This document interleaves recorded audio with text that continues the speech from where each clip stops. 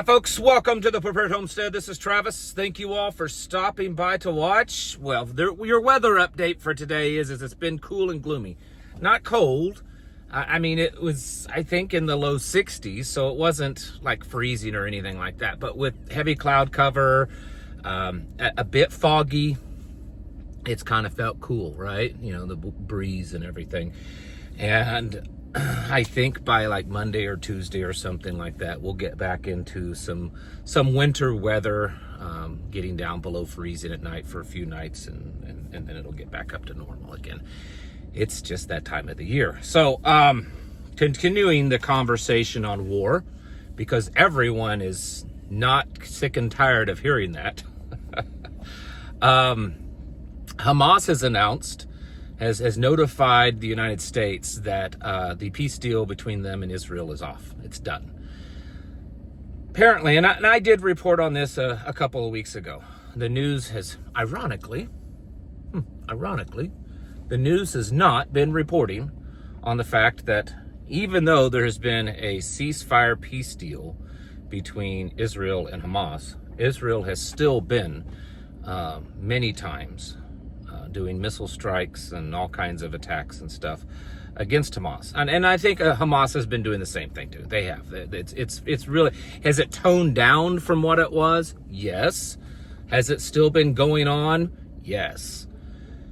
Apparently, Hamas claims that Israel struck a site and killed like 40 or 50 some people, mostly civilians. That's the claim. I'm not saying it's fact. And Hamas says that it's off. Here's the deal. Is anyone surprised? Blah, blah, get my mouth going. Is anyone surprised? Are any of you surprised that a peace deal between the Palestinians and the Israelis did not last more than just a few weeks? I mean, I'm almost 50 years old, and I don't know that there's been any kind of peace that lasts between the two of them, real peace, for more than a few weeks. So no, I'm not too surprised. Who knows? Here's the thing. The president, way back when this happened, said that if this did not stick and Hamas did not comply with this, then maybe the United States would get involved and bomb the snot out of them. I think he actually said bomb the hell out of them. So we'll see if that happens. I mean, there's been a whole lot of flip-flopping back and forth. The president had another Muslim that has, I guessed, some at least extremist ties. Communist Muslim extremist. I don't know. I don't want to say that there's terrorist ties because I don't know that for certain. But the last two he had in the Oval Office definitely did. So this is 3 in a row.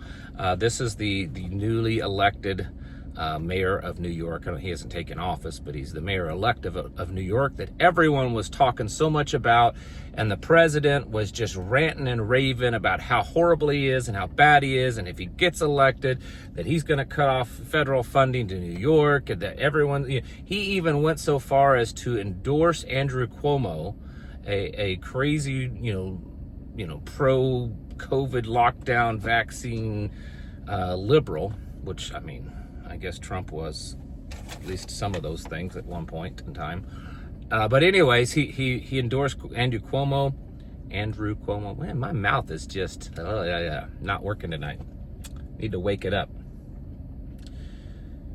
But now he's got the same guy that he was calling such horrible names and, a communist extremist.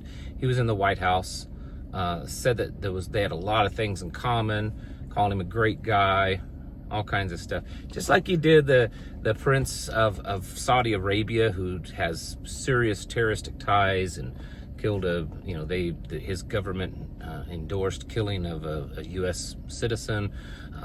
And then, of course, the head guy of Syria, which, I mean, you don't get much more of a terrorist than that. He was on one of the top, most wanted list of the FBI just as recent as last year. That's the thing with that guy. This isn't something that you could say, yeah, 20 years ago, this guy was involved in like terrorist organizations and stuff, but he cleaned himself up and he's been doing a lot of civic duty stuff and really good things. And now he's a year ago, this guy was on the FBI's most wanted list. There's pictures of him holding human heads. I mean, he was a bad guy.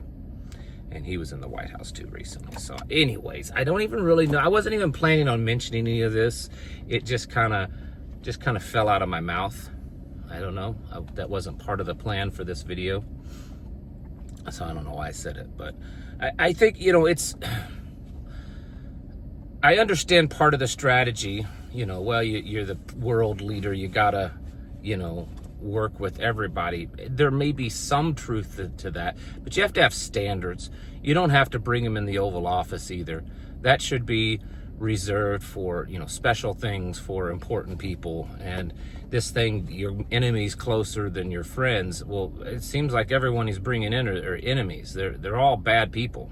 He's whining and dining with Bill Gates and Mark Zuckerberg, and the World Economic Forum the other night had a big private dinner ball with all the head bankers and investors, AI people, terrorists, liberals, dictators. When is he going to start being friends with the good people? Anyways, so Reuters had a news report today that they have 4 White House officials or Trump administration officials that have said that the president has agreed to a new tactic with Venezuela, not saying what that is, and that will start happening very shortly, that things are going to start happening with Venezuela. 1 or 2 of those sources indicated that, this was going to happen in the next few days. Who knows? There's been several airlines that have canceled flights in and around Venezuela. We are now up to about 25% of our naval forces are around Venezuela in some form or fashion. Venezuelan Air Force have gone very active in the last 24 hours, doing a lot of patrol missions in their air or above their waters. A lot of things are happening, and it looks like it is. I mean, I said this, yesterday? They issued that notice to airmen, and I know a lot of people, that's not a no-fly zone. I know. In the video I said it's not saying that you can't fly. It's saying beware. It's not a definite law or order saying that you can't fly in this area. It's a notice to airmen, and it's to let you know that things could be happening. You could get caught in the crossfire, so I would stay out of the way. But it's similar to a no-fly zone, other than there's not that enforcement aspect of it. But that happened yesterday. The consensus on the internet among the non-experts, all the social media influencers, is that this is going to happen Monday or Tuesday. I've seen numerous, and here's this is why. Normally, I would say I wouldn't care what the social media and people are posting, but when there are people that are influencers, right? Like they're influencing people because they're paid to influence them, because they're in the back pocket of certain people. When they're making statements, and it's quite possible that they're being paid to make those statements, then that's a little bit more, it's got a little bit more oomph to it. So it's possible, it's likely, I guess, that we may take action on Monday or Tuesday. Part of this article from Reuters and their sources in the White House is that the president has the president has agreed and signed off on a regime change, that they're going to take out Maduro, topple his government.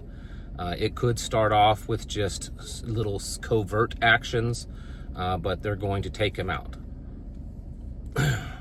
Here we are again. If there are any young people watching this right now, you may not quite understand the significance of this, but anyone my age or older, I'm almost 50, and older, you have probably quite the vivid memory of the United States doing this several times, of trying to topple dictators and governments, and rarely, if ever, has it ever been turned out to be good.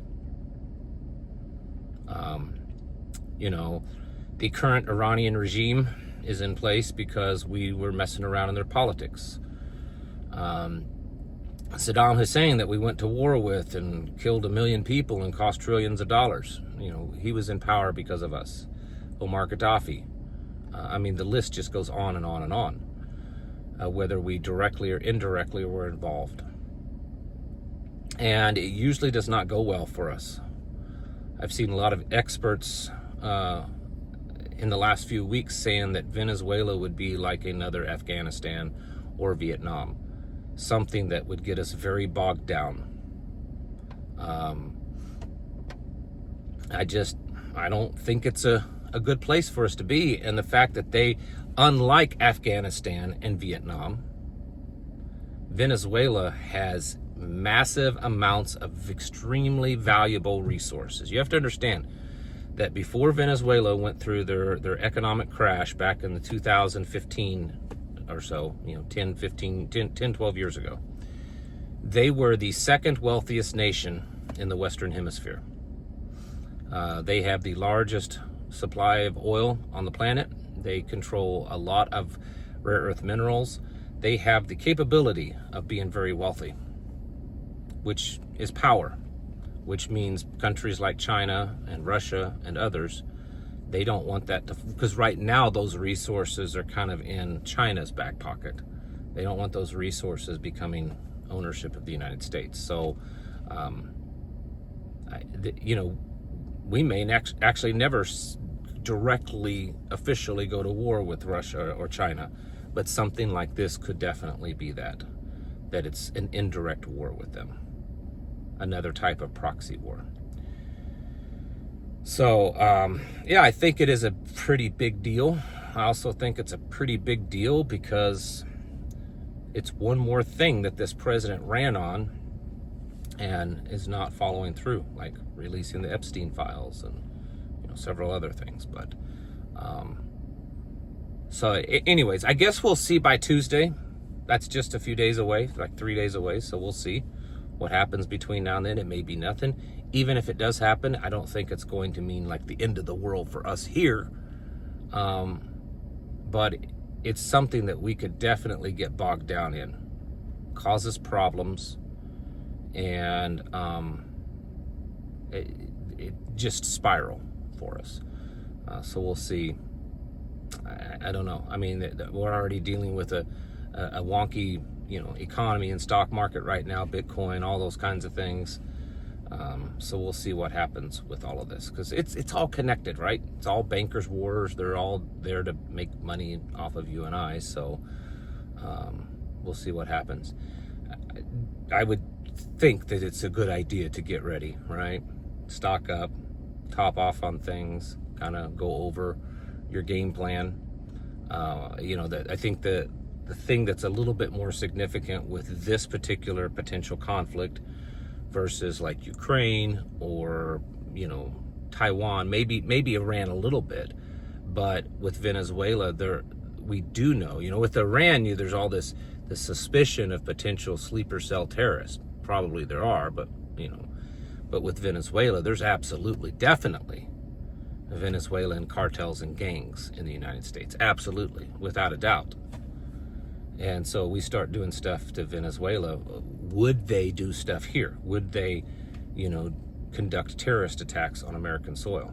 I don't know, but I'd say it's a good possibility. So definitely be keeping your head on a swivel, situational awareness, all that jazz, and be getting yourselves ready. Get your houses in order and prepare mentally, physically, and spiritually. Thanks for watching. Catch you in the next one.